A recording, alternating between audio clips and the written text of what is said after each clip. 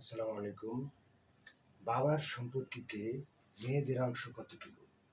যদি ছেলে সন্তান থাকে তাহলে মেয়েরা সম্পত্তি থেকে কি বঞ্চিত হবে, নাকি সমান অংশ পাবে? বিষয়টা নিয়ে কথা বলবো। আমি অ্যাডভোকেট আতিয়ার শিকদার, ঢাকা জজ কোর্ট। অর্থাৎ কোনো একজন বাবা যদি মৃত্যুবরণ করে, তার যদি কোনো কন্যা সন্তান থাকে এক বা একাধিক, তাহলে ওই কন্যা সন্তানরা কতটুকু সম্পত্তি পাবে?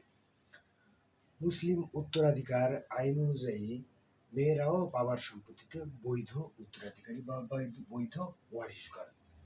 এই ওয়ারিশ থেকে কখনোই তাদেরকে বঞ্চিত করা যাবে না। এক নম্বর হলো, মৃত ব্যক্তির শুধু একজন মেয়ে আছে, শুধুমাত্র একজন কন্যা আছে। যদি একজন কন্যা থাকে তাহলে মৃত ব্যক্তির সমস্ত সম্পত্তির 2 ভাগ করে 1 ভাগ ওই একজন কন্যা পাবে। এটা সহজ ভাষা। যদি 2 নম্বর বলা হয়েছে, যদি মৃত ব্যক্তির এক বা একাধিক কন্যা থাকে, একের অধিক কন্যা থাকে, অর্থাৎ 2 বা 3 জন 4 জনের উপরে কন্যা থাকে, তাহলে ওই সকল মেয়েরা সমস্ত সম্পত্তির 3 ভাগ করবে। 2 ভাগ ওই মেয়েরা ওই হারে সমান অংশে বন্টন করে নেবে।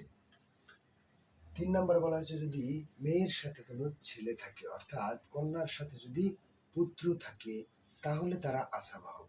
আসাবা অর্থাৎ অর্থাৎ তারা একটা কন্যা যা পাবে তার দ্বিগুণ পাবে একটা ছেলে। এটা সহজভাবেই আমরা বুঝতে পারি।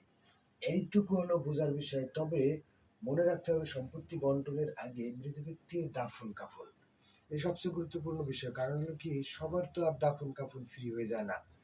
মৃত ব্যক্তির যে সম্পত্তি থাকবে, ওই সম্পত্তিতে দাফন কাফন, যদি কোনো বৈধ ঋণ থেকে থাকে সেই ঋণ পরিশোধ করার পরে, অথবা যদি কোনো আর অন্যান্য কোনো পাওনা থেকে থাকে, যা বৈধ ওসিয়ত, যে কোনো ব্যক্তি যদি, এটা কি মুসলিম আইন অনুসারে কিন্তু ওসিয়ত করা বৈধ, এটা ওসিয়ত আইনে বলা আছে।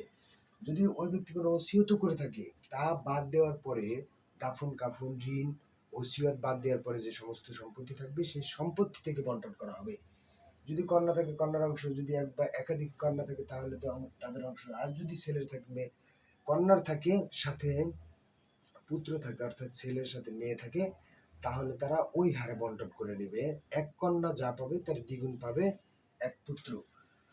ওইটা বাদ দেওয়ার পরে এভাবে ভাগ করবে।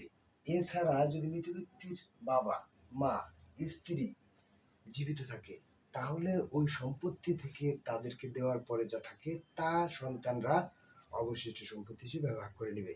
যদি বিষয়টা বোঝার বা জানার কোনো বিষয় থাকে আমাকে কমেন্টস করতে পারেন, আমি জানানোর চেষ্টা করবো। সবাইকে ধন্যবাদ। আসসালামু আলাইকুম।